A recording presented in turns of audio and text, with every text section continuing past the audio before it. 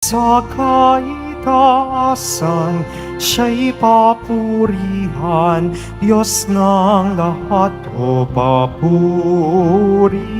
Sa kaitaasan, siya'y papurihan, ngayon at magpakailanman. Umawit ang daigdigan, lahat ng naroroon. Umawit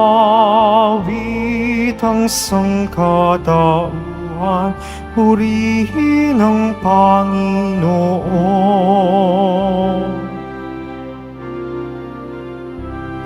Papuri sa kaitaasan, siya'y papurihan, Diyos ng lahat o papuri.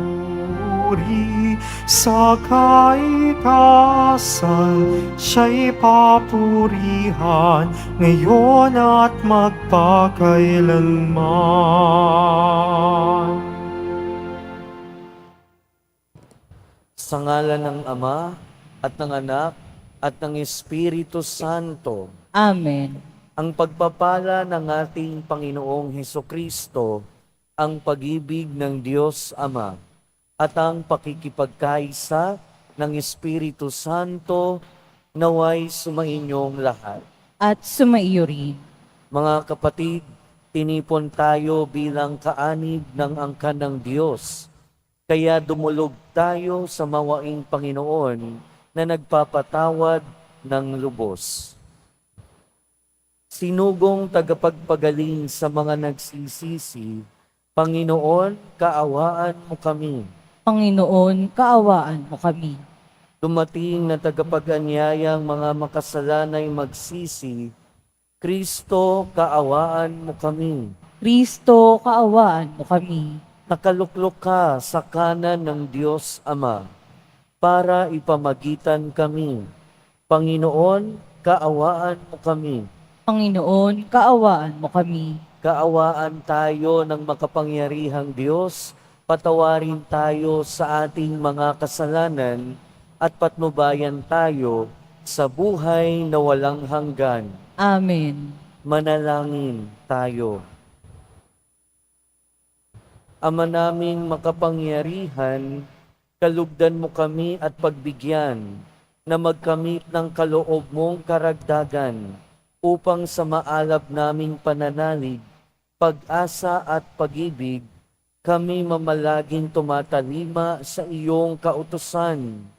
Sa pamamagitan ni Hesukristo, kasama ng Espiritu Santo, magpasawalang hanggan. Amen. Magsiupo muna ang lahat. Pagbasa mula sa aklat ni Propeta Jeremias.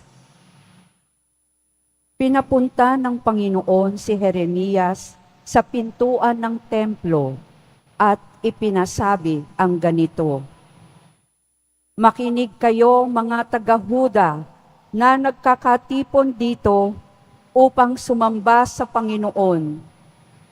Pakinggan ninyo ang salita ng Panginoon, ang Diyos ng Israel. Baguhin ninyo ang inyong pamumuhay at kayo'y papayagan niyang manatili rito. Huwag ninyong dayain ang inyong sarili sa paulit-ulit na pagsasabing, ito ang templo ng Panginoon, ang templo ng Panginoon. Hindi kayo maililigtas ng mga salitang iyan. Magbagong buhay na kayo. Maging makatarungan kayo sa isa't isa. Huwag ninyong aapihin ang mga dayuhan, mga ulila at mga balo. Tigilan na ninyo ang pagpatay sa mga walang kasalanan sa puok na ito, sapagkat ito'y banal. Talikdan na ninyo ang mga diyos-diyosan, pagkat ito ang magiging dahilan ng inyong kapahamakan. Kapag sininod ninyo ito, Mananatili kayo sa lupaing ito na ibinigay ko sa inyong mga ninuno upang maging tirahan ninyo magpakailanman. Bakit ninyo paniniwalaan ang mga salitang walang kabuluhan? Kayo'y nagnanakaw, pumapatay, nangangalunya, nanunumpa sa di katotohanan, naghahain kay Bahal, at sumasamba sa mga Diyos-Diyosang hindi ninyo nakikilala. Ang kinamumuhian ko'y siya ninyong ginagawa.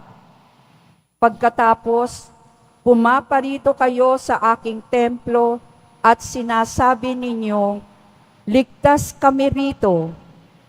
Bakit? Ang aking bang templo'y taguan ng mga magnanakaw?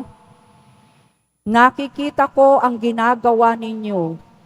Akong Panginoon ang nagsasabi nito. Ang salita ng Diyos. Salamat sa Diyos. Ang templo mo'y aking mahal, Diyos na makapangyarihan. Ang templo mo'y aking mahal, Diyos na makapangyarihan. Nasasabik ang lingkod mong sa patio mo ay pumasok. Ang buo kong pagkatao'y umaawit na may lugod. Sa masasayang pag-awit ko, pinupuri buhay na Diyos. Ang templo mo'y aking mahal, Diyos na makapangyarihan. Panginoon, sa templo mo, mga maya'y nagpupugad. Maging ibong layang-laya sa templo mo'y nagagalak. May inakay na kalinga sa tabi ng iyong altar. O poon, hari namin at Diyos na walang kupas. Ang templo mo'y aking mahal, Diyos na makapangyarihan. Mapalad na masasabi, silang dooy tumatahan, at palaging umaawit, nagpupuring walang hanggan. Ang sa iyo umaasay, masasabing mapalad din. Habang lumalakad, lalo mo nga silang palakasin. Ang templo mo'y aking mahal, Diyos na makapangyarihan. Kahit isang araw lamang, gusto ko pang sa templo mo, kaysa 1,000 araw na iba ang tahanan ko. Gusto ko pang maging bantay sa pinto ng iyong templo, kaysa ako'y mapasama sa masasamang mga tao. Ang templo mo'y aking mahal, Diyos na makapangyarihan. Magsitayo na po ang lahat.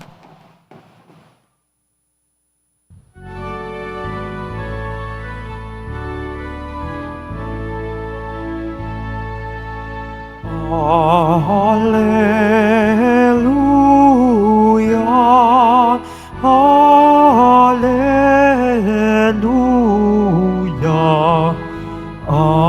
Hallelujah,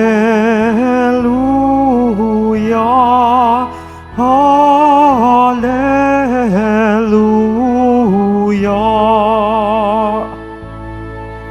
Sa kababaan ng loob, dinggin ang salita ng Diyos, upang kayo ay matubos.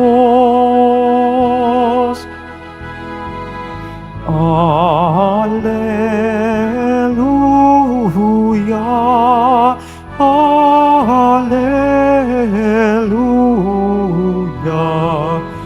Alleluia, Alleluia.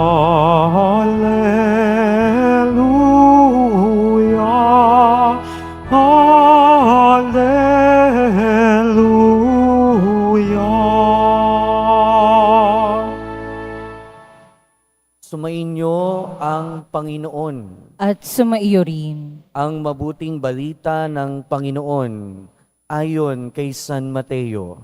Papuri sa iyo, Panginoon. Noong panahong iyon, inilahad ni Jesus ang talinhagang ito sa mga tao. Ang paghahari ng Diyos ay katulad nito. May isang taong naghahasik ng mabuting binhi sa kanyang bukid. Isang gabi, samantalang natutulog ang mga tao, dumating ang kanyang kaaway at naghasik ng masasamang damo sa triguhan. Nang tumubo ang trigo at magkauhay, lumitaw rin ang masasamang damo. Kaya't lumapit ang mga alipin sa puno ng sambahayan at sinabi rito, "Hindi po ba mabuting binhi ang inihisik ninyo sa inyong bukid? Bakit po may damo ngayon?" Sumagot siya, "Isang kaaway ang may kagagawa nito." Tinanong siya ng mga utusan, "Bubunutin po ba namin ang mga iyon?" "Huwag," sagot niya, "baka mabunot pati trigo. Hayaan na ninyong lumago kapwa hanggang sa anihan. Pag-aani sasabihin ko sa mga tagapag-ani, tipunin muna ninyo ang mga damo at inyong pagbigkis-bigkisin upang sunugin, at ang trigo'y inyong tipunin sa aking kamalig." Ang mabuting balita ng Panginoon. Pinupuri ka namin, Panginoong Heso Kristo. Magsiupo muna ang lahat. Welcome po sa Minor Basilica and National Shrine of Jesus Nazareno at magandang umaga sa inyong lahat. Mga kapatid, isang talinhaga na naman tungkol sa paghahari ng Diyos ang ating narinig. Noong nakaraang linggo at noong Miyerkules, narinig natin yung talinhaga tungkol sa maghahasik at yung kahulugan nun. Pag sinabi nating paghahari ng Diyos, ang isa sa mga larawan ng paghahari ng Diyos ay ang simbahan.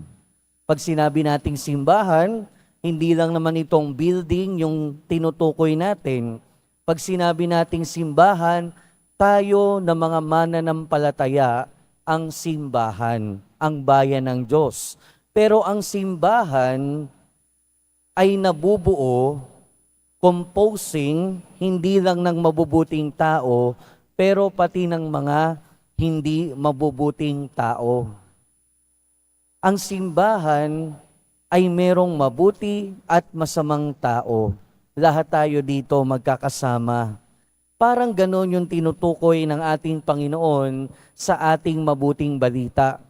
Yung buhay natin, parang palayan, parang lupain na sakahan.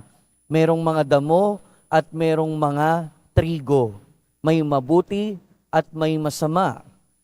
Kapag tinitignan natin, kung pag-aaralan natin yung konteksto ng mabuting balita, noong panahon na kasi na yun, yung trigo at yung masamang damo na sinasabi, magkamukha yan. Magkatulad yung itsura niyan. Malalaman mo lang na magkaiba yan kung medyo lumaki ng konti. At pag namunga yan, parehong-pareho din. Kung hindi mo titignan ng mabuti, hindi mo malalaman na hindi pala trigo yun. At yung mga masamang damo, yung darnel na tinatawag, yung tinutukoy dito sa mabuting balita, medyo nakalalason yan. Kaya kapag ka nahalo yan sa trigo, pag di talaga tinanggal, pagdating ng anihan, pwedeng makasama sa iyo. Sa ating unang pagbasa, narinig natin kung papaanong nagagalit yung Diyos doon sa mga tao na nagpupunta sa templo, ibig sabihin sa simbahan, pero nagkukunwaring mabuti. Ibig sabihin, kung i-relate natin yan sa Ebanghelyo, mukha silang mga trigo, pero ang totoo, sila ay masamang damo. At sa buhay natin, siguro kung i-contextualize natin sa kasalukuyan, ito yung mga tao na pwede nating tawaging plastic, mapagkunwari, toxic, At siguro, mas mabuti naman talaga yung buhay natin kung wala sila. Diba? Kung iisipin natin, malamang mas masaya mamuhay kung walang masamang tao sa buhay natin. Malamang mas masaya yung buhay natin kung walang toxic, walang plastic, walang marites, walang masama. Katulad nung sakahan na walang damo, walang masamang damo. Pero kung titignan natin, kung ikukumpara natin, kung ihahalin tulad natin, tayong mga tao sa trigo o damo, may pagkakaiba din naman. Dahil yung damo, likas na masama. Yung trigo, likas na mabuti. Pero sa ating mga tao, wala namang pinanganak na likas na masama. Lahat tayo mabubuti. Kaya nga lang, sabi nga nila, wala namang masamang tao, meron lang masamang pagkakataon. So, ibig sabihin, walang masamang tao, pero dala ng masamang pagkakataon, nagkakaroon ng masamang tao. 'Di ba? Dahil sa kahirapan, dahil sa maling pagpapalaki, dahil sa environment, nagkakaroon ng masamang tao. Nagiging masama ang tao. Kaya nga ang totoo niyan, kung tayo nasa gitna, nasa mundo na merong mabuti at masama, paano ba natin tratuhin yung mga masamang tao? Kailangan ba talaga alisin natin sila sa buhay natin?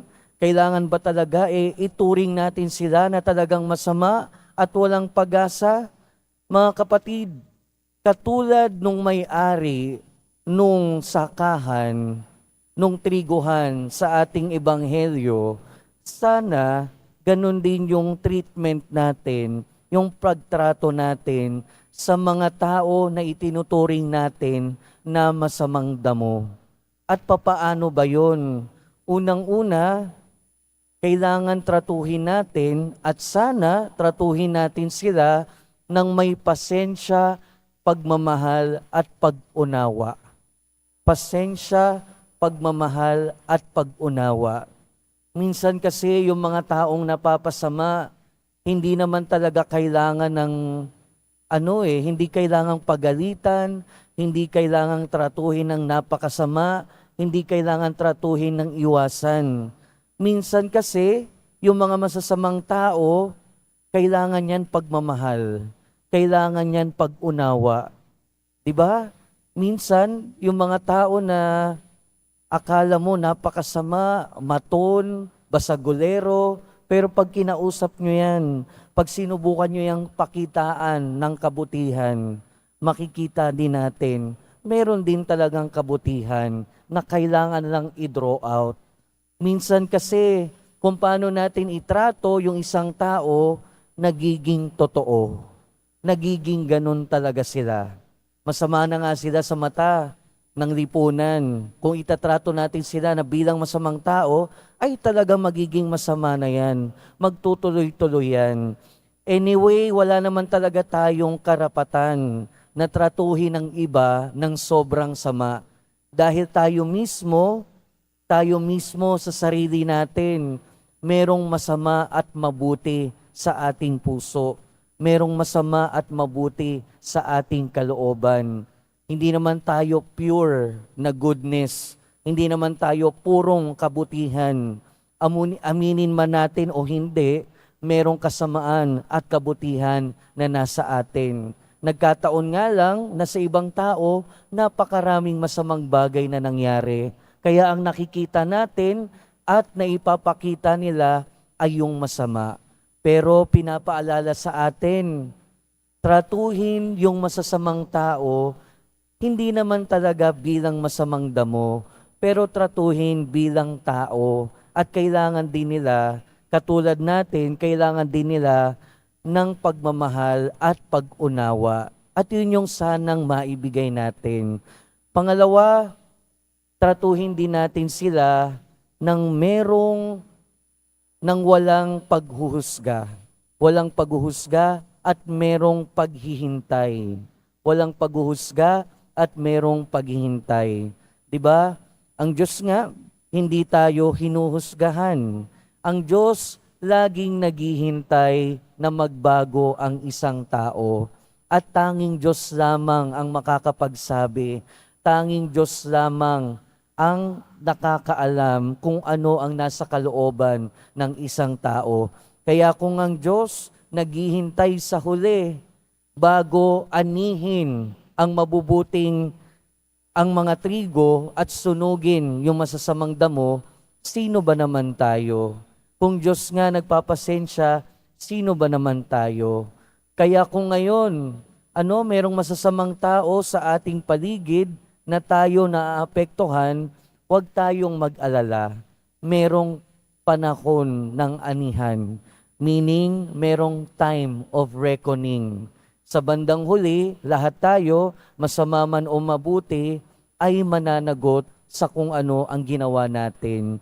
Mananagot sa kung mabuti ba o masama ang naging ating buhay. Kaya ang mensahe sa atin ngayon, mga kapatid, lahat tayo dito sa mundo magkakasama. May masama, may mabuti. Kung tayo ay mabuti, edi salamat sa Diyos. Kung merong masamang tao sa paligid natin, magpasensya, mag-unawa. Dahil sa huli, Diyos lang ang nakakaalam ng puso ng bawat tao. Diyos lang ang nakakaalam at siya ay naghihintay ng pagbabago ng taong makasalanan. Dahil at the end of the day, yun naman yung pinaka-purpose ng Diyos kung bakit hindi nawawala yung masama. Naghihintay siya na magsisi ang makasalanan. At lagi nating tandaan, walang masamang tao sa mainit na pagmamahal ng Diyos. At yung pagmamahal na yan ay mararamdaman ng masamang tao sa pamamagitan ng kabutihan nating mga Kristiyano. Amen. Magsitayo na po ang lahat.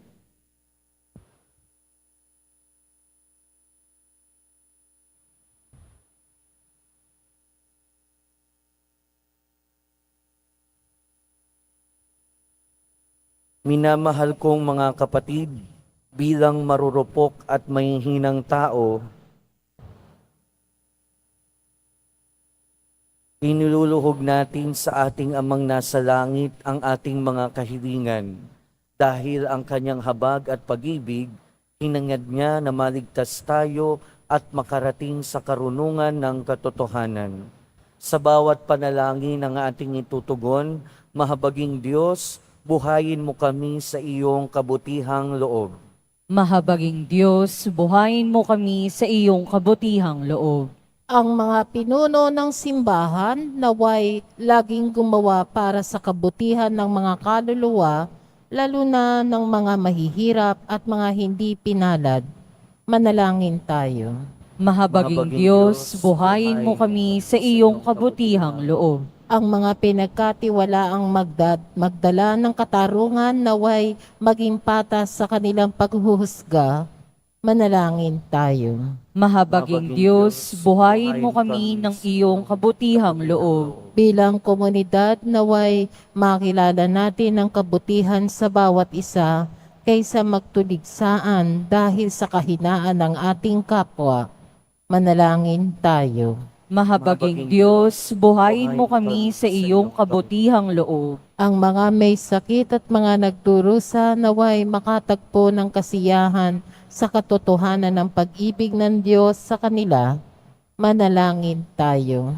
Mahabaging Diyos, buhayin mo kami sa iyong kabutihang loob. Ang mga namayapa naway makinabang sa ani ng buhay na walang hanggan. Manalangin tayo. Mahabaging Diyos, buhayin mo kami sa iyong kabutihang loob.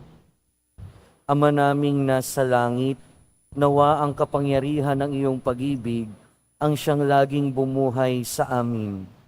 Huwag nawa kaming mangambala o magambala ng mga alalahanin ng mundong ito at hindi madaig ng kasamaan sa aming buhay. Hinihiling namin ito sa pamamagitan ni Kristo na aming Panginoon. Amen. Magsiupo muna ang lahat.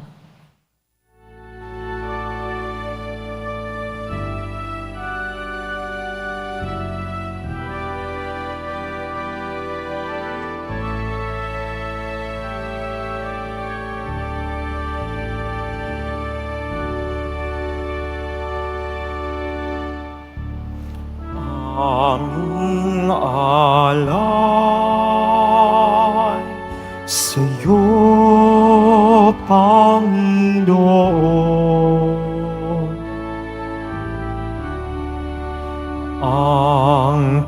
tinapay at alak na iyong kaloob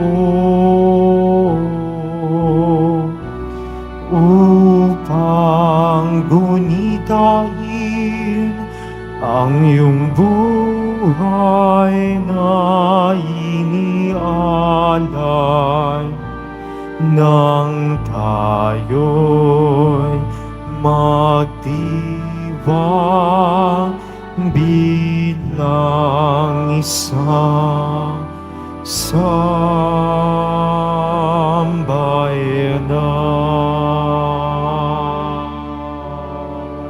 Magsitayo na po ang lahat.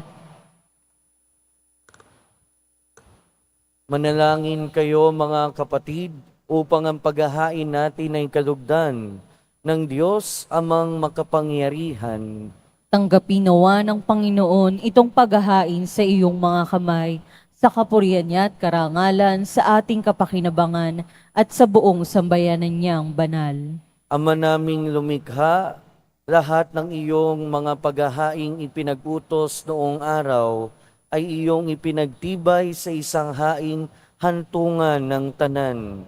Tanggapin ang ginaganap ngayon ng iyong mga lingkod at basbasan mo ito ng kabanalan gaya ng iyong kaloob sa mga alay ni Abel na lubha mong ikinalugod upang ang mga handog ng bawat isang nagbigay para sambahin ang banal mong ngalan ay magkamit ng karagdagan mong kasiyahan sa pamamagitan ni Hesukristo kasama ng Espiritu Santo magpasawalang hanggan. Amen. Sumainyo ang Panginoon. At sumaiyo rin. Itaas sa Diyos ang inyong puso at diwa. Itinaas na namin sa Panginoon. Pasalamatan natin ang Panginoong ating Diyos. Marapat na siya ay pasalamatan. Ama naming makapangyarihan, tunay ngang marapat na ikaw ay aming pasalamatan. Pinagbibigyan mong ito'y aming maihayag, kahit na ito'y walang anumang maidaragdag, sa kadakilaang sa iyo ay likas. Sa pagpupuri namin ang nakikinabang, ay kami ring iyong pinakikiharapan, sa pamamagitan ng iyong anak na minamahal. Kaya kaysa ng mga anghel na nagsisiawit ng papuri sa iyo, nang walang humpay sa kalangitan, kami nagbubunyi sa iyong kadakilaan. Santo, Santo, Santo, Panginoong Diyos ng mga hukbo, napupuno ang langit at lupa ng kadakilaan mo, o sana sa kaitaasan. Pinagpala ang naperirito sa ngalan ng Panginoon, o sana sa kaitaasan. Magsiluhod po ang lahat.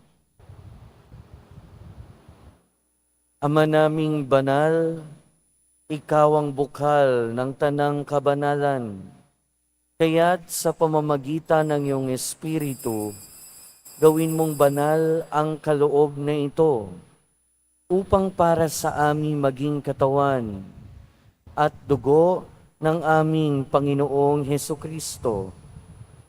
Bago niya pinagtiis ang kusang loob na maging handog, hinawakan niya ang tinapay, pinasalamatan kanya, pinaghati-hati niya iyon, iniabot sa kanyang mga alagad at sinabi, "Tanggapin ninyong lahat ito at kanin.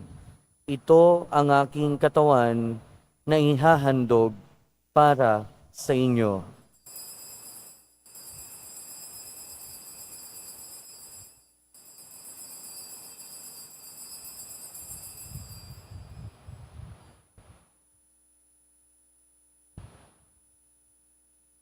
Gayon din naman noong matapos ang hapunan, hinawakan niya ang kalis, muli kanyang pinasalamatan.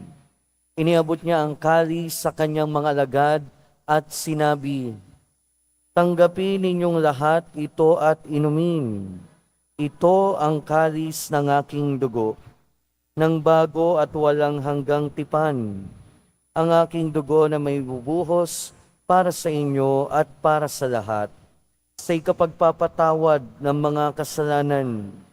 Gawin ninyo ito sa pag-alala sa akin."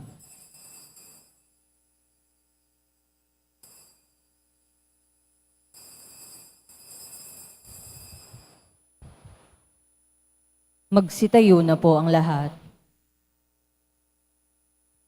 Ipagbunyi natin ang misteryo ng pananampalataya. Si Kristo'y namatay, si Kristo'y nabuhay, si Kristo'y babalik sa wakas ng panahon. Ama, ginagawa namin ngayon ang pag-alala sa pagkamatay at muling pagkabuhay ng iyong anak. Kaya tiniaalay namin sa iyo ang tinapay na nagbibigay buhay at ang kalis na nagkakaloob ng kaligtasan. Kami nagpapasalamat dahil kami iyong minarapat na tumayo sa harap mo para maglingkod sa iyo. Isinasamo namin kaming magsasalo-salo sa katawan at dugo ni Kristo ay mabuklod sa pagkakaisa sa pamamagitan ng Espiritu Santo. Ama, lingapin mo ang iyong simbahang laganap sa buong daigdig. Puspusin mo kami sa pag-ibig kay San Francisco na aming Santo Papa at ni Jose na aming Obispo at ng Tanang Kaparian. Alalahanin mo rin ang mga kapatid naming nahimlay nang may pag-asang sila'y muling mabubuhay, gayon din ang lahat ng mga pumanaw. Kaawaan mo sila at patuloyin sa iyong kaliwanagan. Kaawaan mo at pagindapating kaming lahat na makasalo sa iyong buhay na walang wakas. Kaysa ng mahal na Birheng Maria na Ina ng Diyos, ng kanyang kabiyak ng puso si San Jose. Kaysa ng mga apostol ni San Juan Bautista at ng lahat ng mga banal na namuhay dito sa daigdig ng kalugod-lugod sa iyo, maipagdiwang nawa namin ang pagpupuri sa ikararangal mo sa pamamagitan ng iyong anak na aming Panginoong Hesukristo.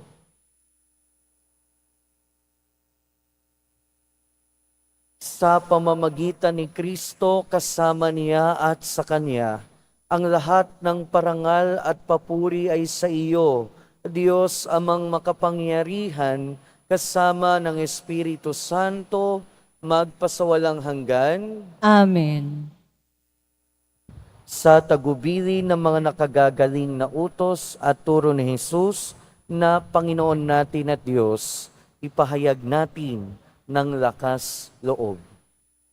Ama namin, Sumasalangit ka, sambahin ang ngalan mo, mapasa amin ang kaharian mo, sundin ang loob mo dito sa lupa para ng sa langit. Bigyan mo kami ngayon ng aming kakanin sa araw-araw at patawarin mo kami sa aming mga sala para ng pagpapatawad namin sa nagkakasala sa amin. At huwag mo kaming ipahintulot sa tukso at iadya mo kami sa lahat ng masama. hinihiling namin kami, Edya, sa lahat ng masama, pagkalooban ng kapayapaan araw-araw, iligtas sa kasalanan at ilayo sa lahat ng kapahamakan. Samantalang aming pinananabikan ang dakilang araw ng pagpapahayag ng tagapagligtas naming si Hesu Kristo. Sapagkat iyo ang kaharian at ang kapangyarihan at ang kapurihan magpakailanman. Amen. Panginoong Hesu Kristo, sinabi mo sa iyong mga apostol, kapayapaan ang iniiwan ko sa inyo, ang aking kapayapaan ang ibinibigay ko sa inyo. Tunghayan mo ang aming pananampalataya at huwag ang aming pagkakasala. Pagkalooban mo kami ng kapayapaan at pagkakaisa ayon sa iyong kalooban, kasama ng Espiritu Santo, magpasawalang hanggan. Amen. Ang kapayapaan ng Panginoon ay laging sumainyo. At sumaiyo rin. Magbigayan kayo ng kapayapaan sa isa't isa. Peace be with you po. Peace be with you. Kordero ng Diyos na nag-aalis ng mga kasalanan ng sanlibutan, maawa ka sa amin. Kordero ng Diyos na nag-aalis ng mga kasalanan ng sanlibutan, maawa ka sa amin. Kordero ng Diyos na nag-aalis ng mga kasalanan ng sanlibutan, ipagkaloob mo sa amin ang kapayapaan. Magsiluhod muna ang lahat.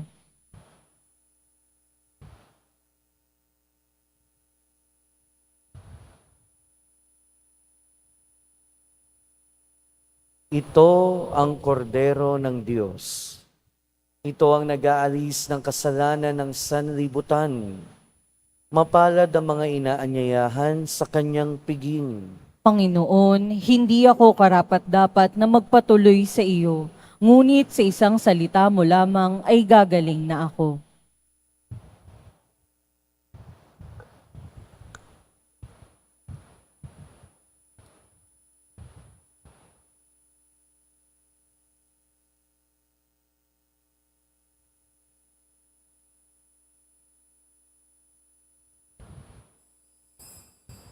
Para sa lahat ng tatanggap ng banal na komunyon, sasagot po tayo ng amen pagkasabi ng pari o ng lay minister ng katawan ni Kristo at isubo agad sa bibig bago umalis sa harapan ng pari o lay minister. Sumunod po tayo.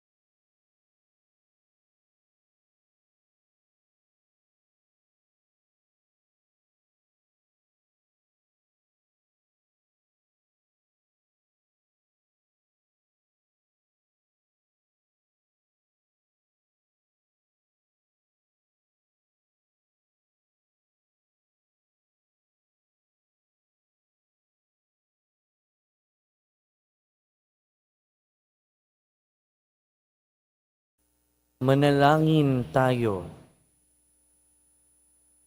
Ama naming mapagmahal, manatili kang kapiling ng iyong sambayanan, na ngayon pinapakinabang mo sa iyong sariling buhay, at gawin mong kami pasulong na makahakbang mula sa dati naming pagkamakasalanan, patungo sa pagbabagong nagdudulot ng iyong kabutihan, sa pamamagitan ni Hesukristo, kasama ng Espiritu Santo, magpasawalang hanggan. Amen. Sumainyo ang Panginoon. At sumaiyo rin. Mahal na poong Jesus Nazareno, inihayag mo sa pamamagitan ng krus ang walang maliw na pag-ibig ng Diyos sa sangkatauhan. Pakinggan mo ang kahilingan ng iyong angkan na nagsusumamo sa iyo. Makamtanawa nila ang iyong katugunan at tanggapin ang kasagutan na may utang na loob na tinatanaw. Basbasan din po ninyo ang mga daladala nilang imahen at dasalan. Sa pamamagitan ng bendisyon na ito, naway maalala nila ang mga pangako nila noon sa binyag, na ikaw ang kanilang iibigin at paglilingkuran bilang Panginoon, magpasawalang hanggan. Amen. At pagpalain kayo ng makapangyarihan at mapagmahal na Diyos, ng Ama at ng Anak at ng Espiritu Santo. Amen. Humayo kayong taglayang kapayapaan ng poong Jesus Nazareno. Salamat sa Diyos.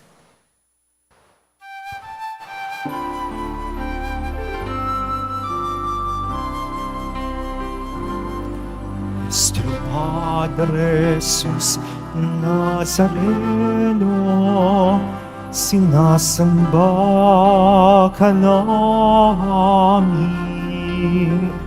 tinitintuho ka namin,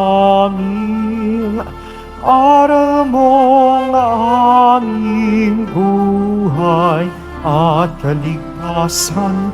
Nuestro Padre Jesus Nazareno, iligtas mo kami sa kasalanan Ang krus mong kinamatayan ay sagisag ng aming kaligtasan. Nuestro Padre Jesus Nazareno, dinarangal ka namin. Nuestro Padre Jesus Nazareno, niluluwalhati ka namin. Nuestro Padre Jesus Nazareno, dinarangal ka namin. Nuestro Padre Jesus Nazareno, niluluwalhati ka namin.